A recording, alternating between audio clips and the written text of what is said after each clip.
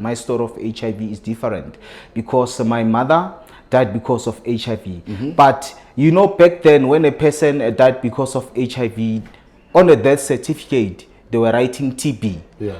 Ukhulise ugogo. At the end of the day, ukhulise ugogo. They don't tell you anything. We at clinic each and every week. You don't know what the medication is for. Yeah. At the end of the day, when you are growing up, you realize, okay, you're already HIV positive. So you find out late. So now you find out late already being slept with all these ladies. How did you find out?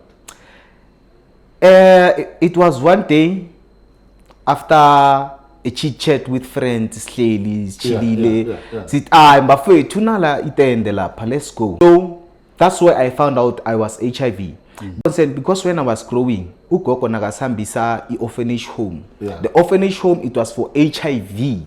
Orphanage home. So when I was going through, there was this sister, Sister Mary. So I did contact the person, ask Sister Mary, why mean I was attending always and I'm always nyakula now and then. As you know, you were always like on the treatment, so smangele, because the funds were cut off. Was it clinically? Your mom contracts HIV. Yeah.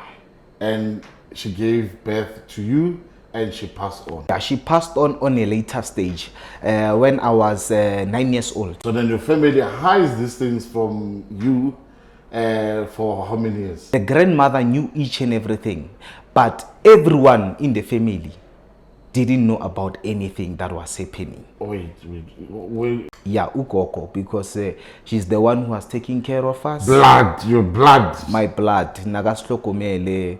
But you know, abantu abadala, they don't talk too much, especially back then. They were not talking too much about sex. There's something like a taboo. Yeah. They consider HIV as taboo. Yeah, it was a taboo back then, because whenever you are HIV positive, people, they will consider you that you have AIDS. And hold the bit. Yeah. I need what? Second round, I'm coming back.